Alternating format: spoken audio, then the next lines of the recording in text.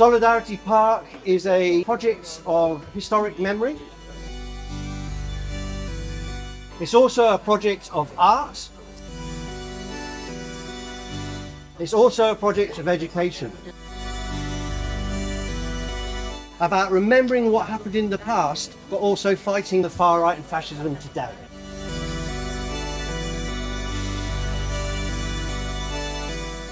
The festival is about bringing people together. We try to have connections all over Catalonia and all over the world. No pasaran! No pasaran!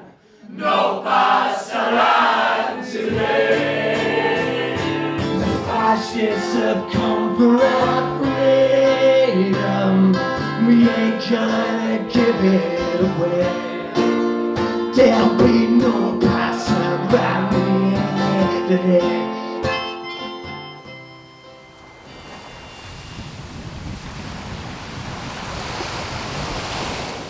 In 1937, on the 30th of May, approximately 250 international brigadistas were on their way to Spain to fight against the fascist forces of Franco. That ship was sunk by a fascist submarine and many people died on that day. Hacía prácticamente ni un mes que en Barcelona habían ocurrido lo que se conoce con el nombre de los Hechos de Mayo. Los Hechos de Mayo fue un enfrentamiento que hubo dentro del lado republicano entre las fuerzas que pensaban que se tenía que hacer la guerra y la revolución a la vez, que básicamente eran la CNT y la FAI, los anarquistas, con el PUM, y las otras fuerzas políticas que pensaban que primero se tenía que ganar la guerra y después hacer la revolución, que eran Esquerra Republicana, que había tenido el control de la Generalitat durante toda la época de la República, y el PSUC acabó siendo como una guerra dentro de una guerra. So the Republican side was starting to fracture.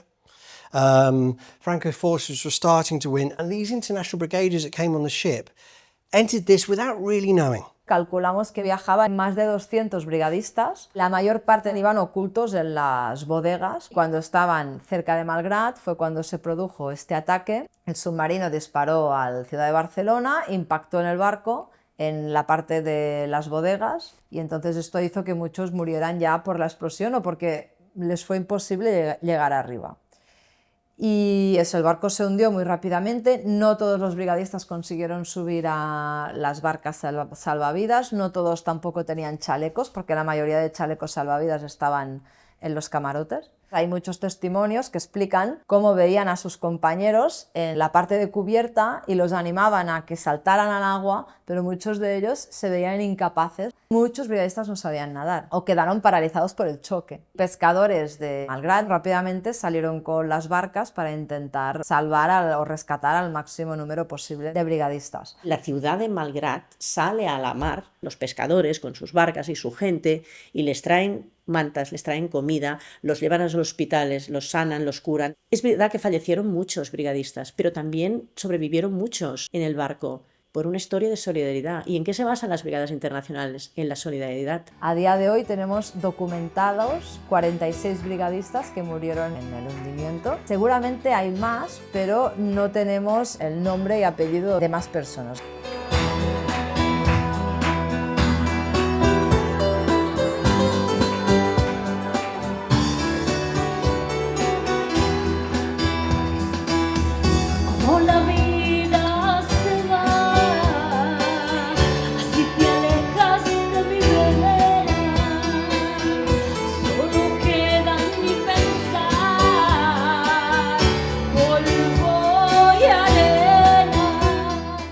In 2012, I came across an advertisement for the 75th anniversary of the sinking of the Ciudad de Barcelona. And I read one report, and this guy was talking about the guy who had recruited him to the International Brigades, a Communist Party activist from Glasgow. And he said, unfortunately, Rob MacDonald died that day. And I was like, whoa! And I realised then that another Robert MacDonald was aboard the Ciudad de Barcelona when it sank. So I made a pilgrimage to Malgrat de Mar and I met Sonia Galangó. She explained how the history had been forgotten, how they were fighting to recover the memory. Durante toda la época franquista no se escribió sobre el tema de la guerra ni evidentemente sobre lo que había pasado con el barco. En los años 80 vinieron un grupo ya de brigadistas a Malgrat que habían estado en el barco. A partir del 75 aniversario del hundimiento vino Alan Warren. Came here to meet Sonia Galangó and the archivist Jose Maria, and from that this Solidarity Park evolved. Él tenía ya como unas primeras listas de brigadistas, unas primeras fotos de personas que viajaban en el barco y a partir de aquí empezamos a hacer la investigación de quiénes eran las personas que viajaban en el Ciudad de Barcelona. I was like, well, I'm really into this, I could make a sculpture. Rob MacDonald había sugerido la idea de la construcción de un memorial, ¿no?, para recordar estos hechos. We knew that we had to get the local community involved. That's why the monument itself, the 60 figures, 700 people helped me make them in the streets. All the political parties in the local city council agreed to the project. Hay que entender el proyecto Solidarity Park desde una línea que va en dos direcciones. Una dirección es la que va hacia el movimiento de las brigadas internacionales y otra línea es el movimiento que va hacia la solidaridad del pueblo de Malgrat. Y este hecho es súper importante porque es el que nos une a todos los habitantes del pueblo. En un momento en que hay una tragedia, el pueblo se une, más allá de una ideología política. Para financiar todo, hemos trabajado con la Generalitat de Cataluña y con la Diputación de Barcelona. Y luego con el Ayuntamiento de Malgrat y luego la financiación voluntaria. Hay todo un seguido de gente y de entidades que aportan un dinero. Este dinero sirve para la financiación de la asociación. Hay una última fuente de financiación que se generan a partir de la venta de camisetas, de los calendarios. We started the idea of the students doing the porthole design, and then COVID happened. We were going to do the festival and it all got cancelled. A group of students and a teacher actually did the porthole designs in COVID. I ended up with like 70 designs from one school. I thought, well, I've got to show these. I did an online festival and I did a month festival of different artists and contacted every artist I knew. We welcome the sculptor Rob MacDonald.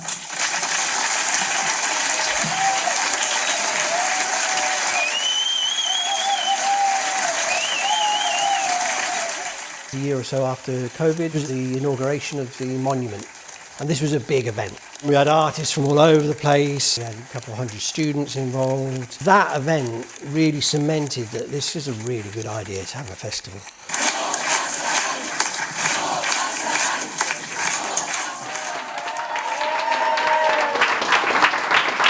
Solidarity Park involves local students and international students in the Historical Memory Project. This year about 300 students have been involved.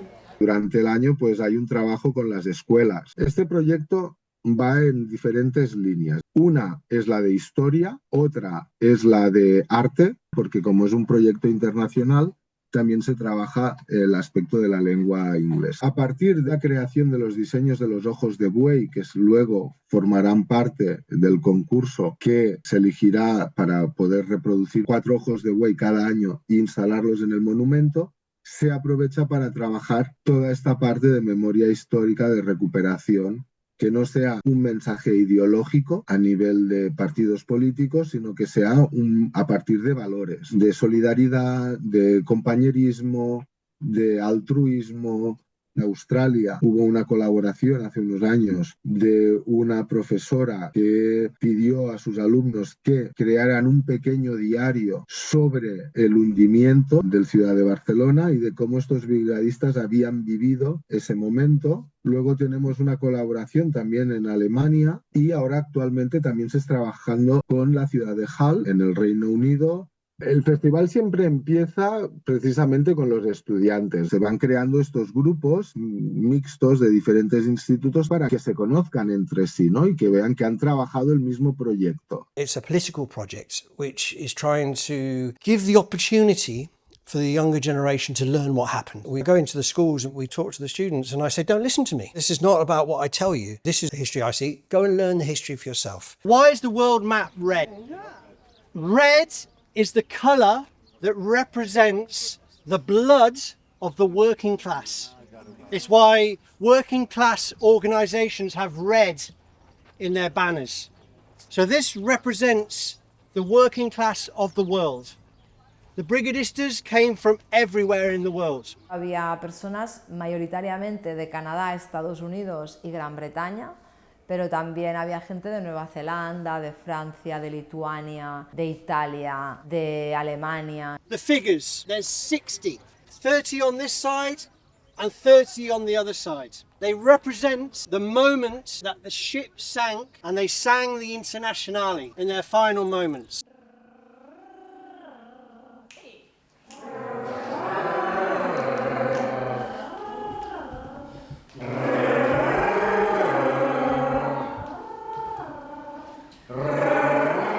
Rob wanted to have something with choirs taking part in this because these members of the ship were singing while they were singing. I have a choir, we sing songs from everywhere and we sing songs of struggle too. I like the idea that choirs from different places mix because that's exactly what happened when the Brigadistas met. There were people from everywhere. And so there was a problem of language and culture and I like it when you mix choirs because you have different cultures, different stories, different histories. What I really like about choral singing is that you don't need any instruments, you don't need any tools, you need nothing but yourself and your voice. When we were in caves, I think it must have been some kind of community thing to join in circle and sing together, to have the spirits out and not to be afraid of the dark. And so I think that even now, millions of years after, there is this kind of primitive feeling in the fact of singing together.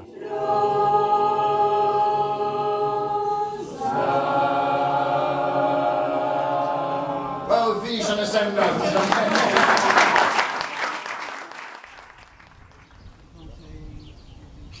There's two things about the monument that are secrets. The stone figures, are they all the same?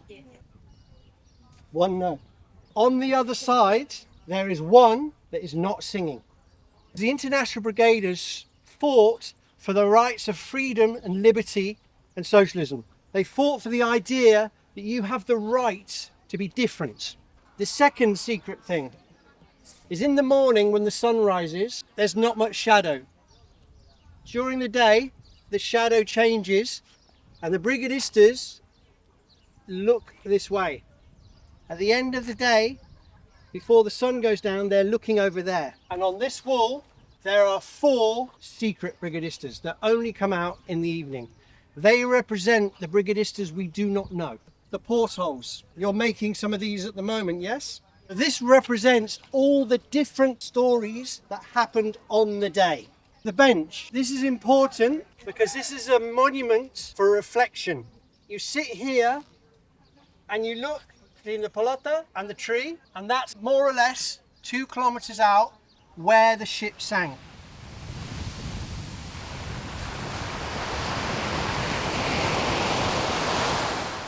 This is not just a monument for the past, it's a living monument. The students learn about the story and they're the ones who design the portholes. And then this year it's not just a monument, now a fantastic mural, and next year we'll do something different and we're layering one thing on the other. Descubrí en el graffiti una herramienta de militancia política y en realidad yo me he quedado con el spray y con algunos códigos estéticos del graffiti, pero realmente me siento más referenciado con lo que es el muralismo tradicional, que tiene mucho más largo recorrido, que tiene un planteamiento de divulgación, de educación y de difusión de valores altamente políticos. Desde hace unos 10 años empecé a pintar a partir de fotografías históricas. Intenté consolidar todo este trabajo en un proyecto que se llama Murs de Bitácola, donde no solo pinto fotografías históricas, sino que las acompaño de artículos e información histórica para darle contexto. monté uno específico sobre brigadas internacionales y al empezar a contactar con todos los colectivos y gente que está dentro del ámbito de la memoria, enseguida conocí el festival del Solidarity Park. El año pasado hice una pequeña intervención en la persiana en la Puerta del Rubey y ya empezamos a hablar con el ayuntamiento para conseguir un muro importante que pudiera ser parte de las actividades.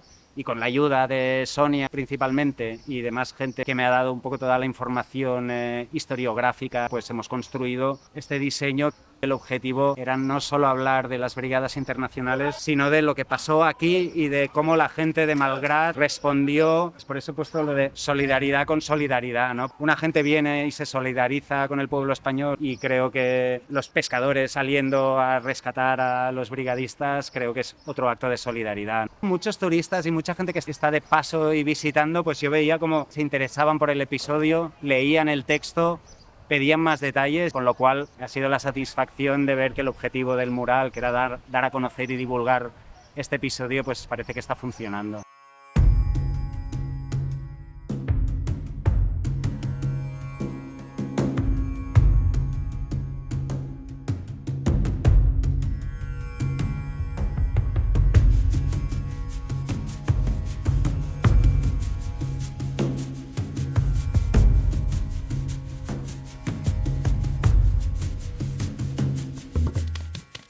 I have the ridiculous honour of having not one but two uncles who served in the International Brigade. My one American uncle came from Washington to Spain, and my other uncle came from Neath in Wales to Spain. This is my second time at the Solidarity Park Festival, and I thought, to make it extra hard on myself, I'm gonna take the entire journey that my uncles did from Cardiff all the way down to Spain. My name is Joe, and this is Tad. So this is us over the last few days.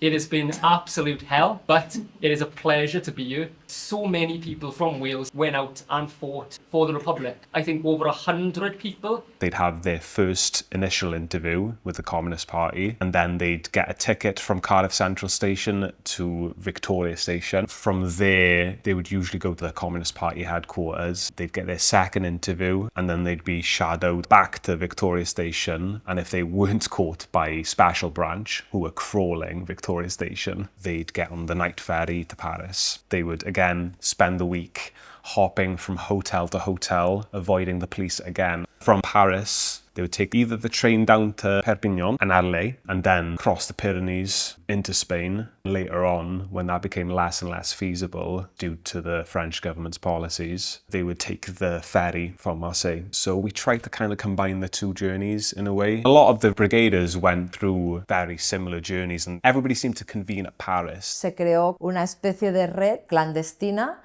a partir de los partidos comunistas de diferentes países, que tenía como el final en París, donde el local del Partido Comunista de París se les terminaba de dar pues, el dinero necesario y los billetes, o bien para llegar a la frontera entre Francia y España y poder pasarla. Algunos lo hacían a pie, a través de los Pirineos, otros lo hacían en barco. So we went down to Marseille and we tried to get a feel of what it must have been like to stow aboard a ship at the dead of night and sail out there. And then we went to Arles. The communist mayor for Arles defied the French government, and he stocked the town hall full to the brim with brigaders. So from Arles to Perpignan. In Perpignan, a lot of the brigaders were caught. At that point, we'd been on the journey 5 days, and we were knackered, like, you know what I mean? We were so knackered. And the thought of being sent all the way back and just do that entire journey again just boggles my mind. From there, we went to Carhaix, which is a small town on the French border.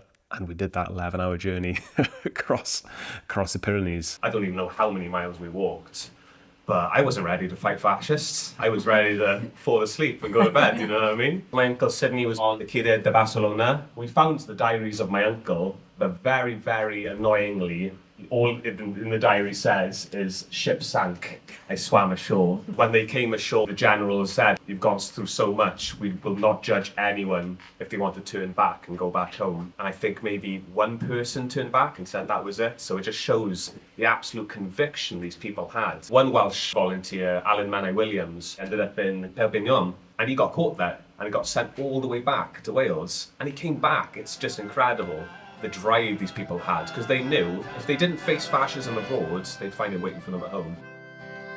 With half his men dead, my great-grandfather fled as Franco's troops maintained their advance. He then spent a year full of hunger and fear, interned on a Bur beach in France. But thanks to a friend, he got out in the end before Europe fell like dominoes. For the next 4 decades, a new life he made in exile in Mexico. For the next 4 decades, a new life he made in exile in Mexico.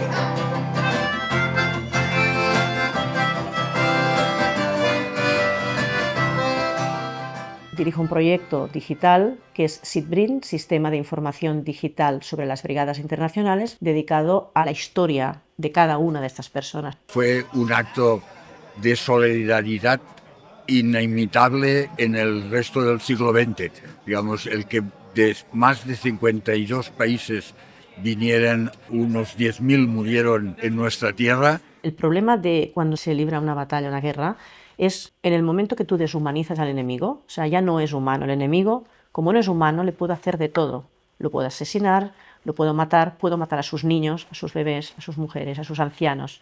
Los puedo quemar vivos, y esto lo estamos viendo actualmente. Precisamente el proyecto es justo lo contrario. Vamos a humanizar a estas personas.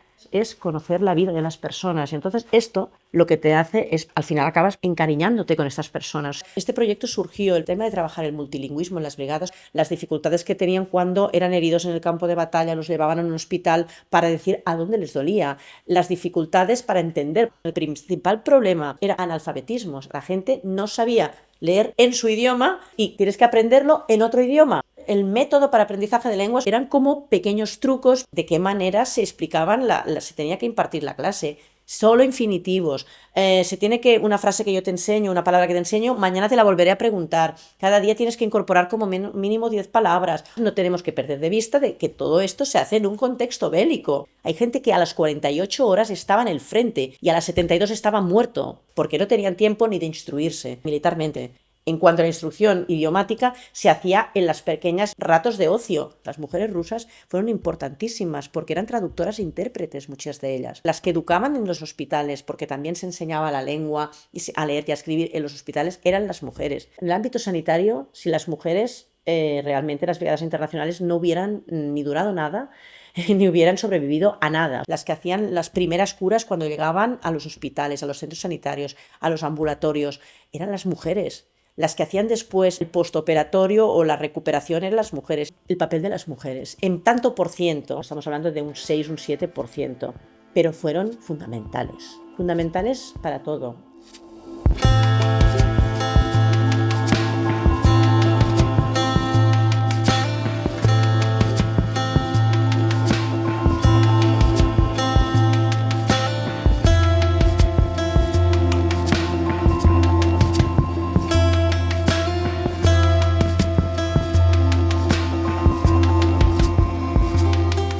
El tema de la memoria creo que es una mirada hacia atrás, pero para hablar del presente y para prevenirnos y protegernos de un futuro que podría repetirse, ¿no? Fascism won here. So for 40 years, you couldn't talk about it. After Franco, there was a lot of compromises that the left made. There was a lot of brushing under the carpet. And then slowly in the 80s and 90s, started talking about it. Catalonia and the Basque Country have organisations through the government to recover the democratic memory. It's wonderful to be here in Catalonia and to talk with people who now know about the history. Not only did people not know about what happened to their grandparents and so on, they didn't even know that they were involved in struggles or anything. And for lots of people, it's been important because they could find the bodies and at last lay them to rest. It's a very sharp political issue still in Spanish society and obviously in Catalan society as well. Hay partidos que se están anulando en algunas comunidades autónomas, las leyes sobre memoria histórica o recuperación de la memoria histórica. Hay como esta especie de regresión, ¿no? De revisionismo, de intentar como volver a cuestionar algunos de los hechos. Para la derecha aquí en España es todos los muertos son iguales. La represión franquista fue muchísimo más bestia. Es una cuestión de valores y de moral y de principios que nos pertenece a la comunidad y a la población, y eso nunca puede darse en manos del Estado. Eso es algo que se tiene que hacer desde desde el corazón un poco, ¿no? Hay que recordar aquellos hechos y desmentir siempre que se pueda la idea de que era algo que debe olvidarse en función de una teórica reconciliación. Para reconciliarse hay que admitir lo que pasó y hay que saber cuál es el papel de cada uno en ello.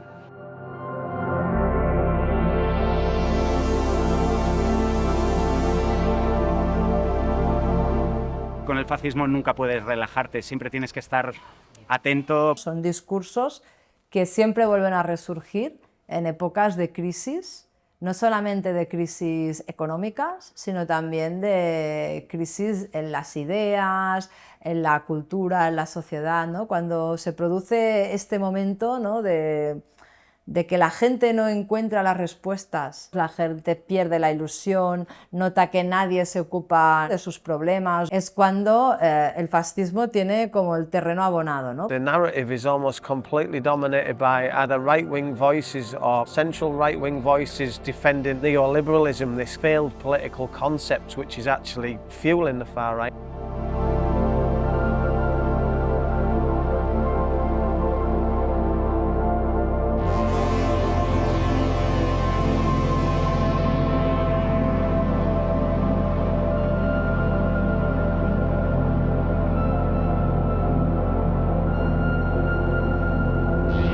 Uno de los triunfos, ¿no?, del fascismo es que tienen un gran dominio de los sistemas de propaganda. Siempre han sido muy pioneros. Un discurso que es muy fácil, que siempre encuentra una víctima o un cabeza de turco muy propicio. En los años 30 fueron los judíos, ahora son los inmigrantes. Sí que hay una cuestión de la unidad antifascista, ¿no?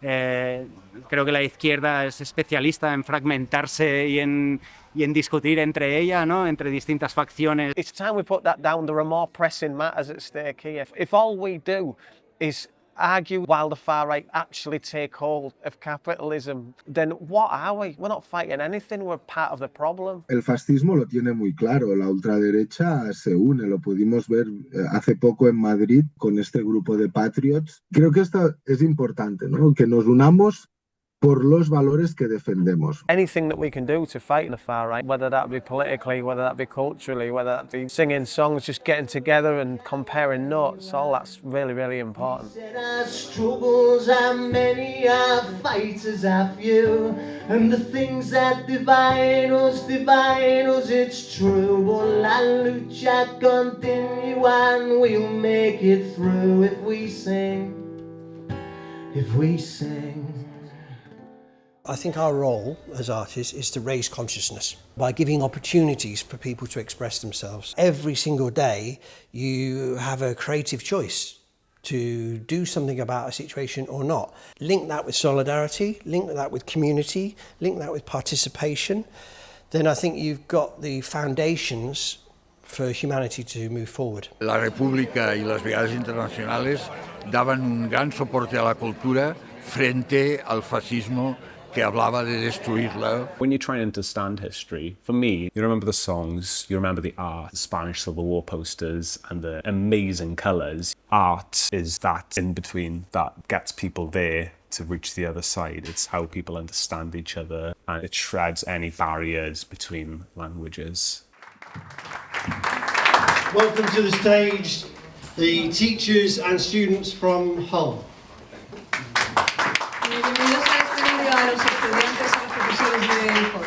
The work that's dotted around the bar has been completed over the last 2 to 3 years by our Level 5 graphic design and illustration students. It's a module we run that is intentionally very open in its creative possibilities. They also produce three-dimensional. This one on my left here is actually an International Brigade Star that was physically hanging from the roof at our degree show exhibition. This project started when a guy called Gary Hammond came in from the Hull branch of the International Brigades Memorial Trust. Our students don't have a huge amount of knowledge about the International Brigades or the Civil War. But when they find out more about what happened, about the rise of fascism in Europe, and particularly the story of the brigaders from Hull, they feel an affinity and an engagement and connection with their stories. Part of that process is realising the connection with things that are happening in the world today, and they start to understand it is relevant for their lives as well.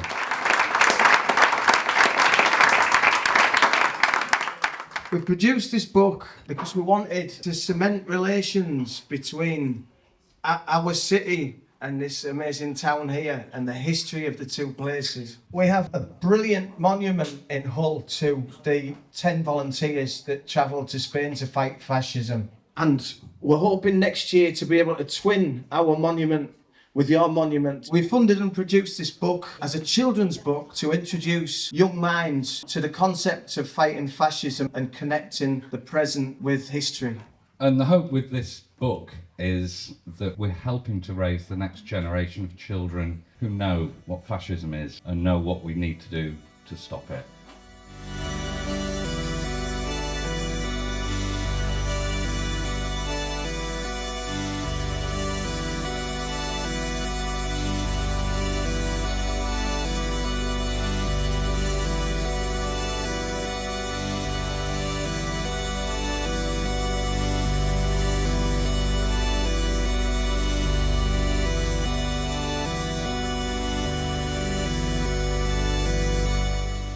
The idea is that we build an organisation that internationally people can join, different trade unions, different groups, different associations around a festival, but also around a concept of education, memory and art. And that in the 90th anniversary, we have a mega event. One of the ideas is this, is to get in touch with people in the rest of Spain, in other countries, because we know there are people like us thinking similar ideas. Normally what happens is we meet an artist or a group and they come to one festival and then the next year they do something and then the next year they do something more, and we see it as a growing family.